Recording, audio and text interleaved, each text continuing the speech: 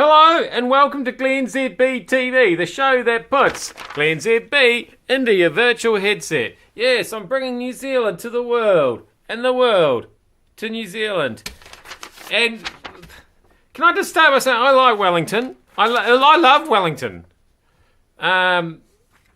It's just got a real cool arty sort of vibe about the place.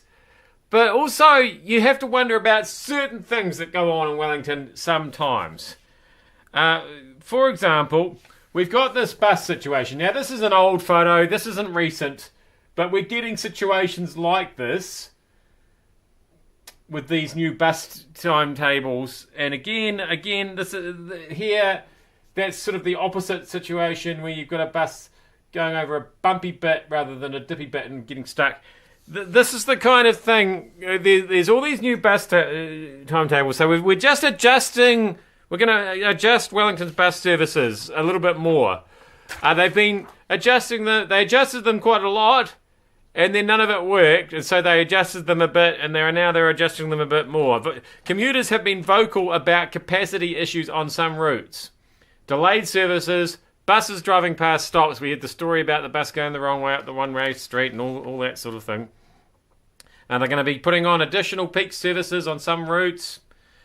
And so it's a teething process, obviously.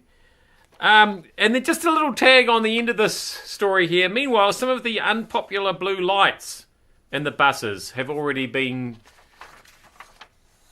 to be phased out.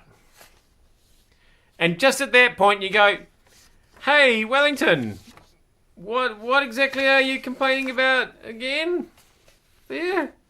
The lights, the slightly wrong colour on the buses. Let's get straight on to that. I think I've come up with an idea for the skill. We've got skill shortages this morning. Pilots. Apparently, there's hundreds of thousands of pilots required around the world, and it's not like you can just grab people off the street to be a pilot. The government has announced heaps more police all over the place. Again, not really clear where those police are coming from. And of course, we've got teachers, we've got nurses. We need a lot of people up there right now.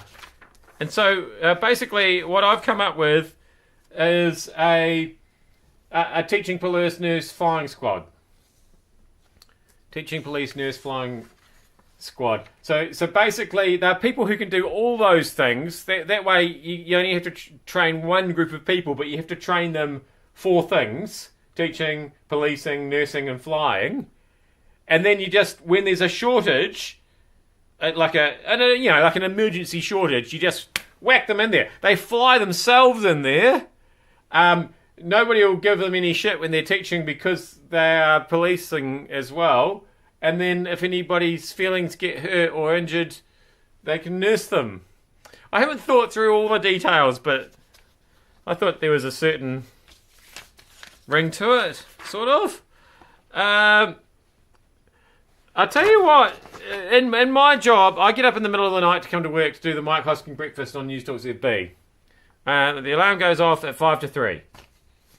And so that means that sometimes you don't get enough sleep, and there's a bit of a tiff going on with Elon and Ariana this morning. Ariana Huffington, who's really into sleep these days, she's saying, "Elon, please change the way you work to be more in line with the science around how humans are most effective. You need sleep. Tesla needs it. The world needs it." And Elon's replied at 2:30 in the morning to say he just got home from the factory. "You think sleep is an option. It's not an option. Sleep is not an option." And I'm here to tell you, I don't get enough sleep. And look at me. I rest my case. Meanwhile, can we just go back to Wellington just quickly? This sort of goes back to what I was saying before about complaining about the wrong coloured lights on the buses. Some people in Wellington region say they won't go into the city if free weekend parking is scrapped. Almost, and this, I find this quite amazing, almost 600 people have submitted on the Wellington City Council proposal. Only 7% of people support having to pay for parking, rather than free parking. So that's not a massive surprise, but I am surprised that 600 people managed to get off their asses and make submissions.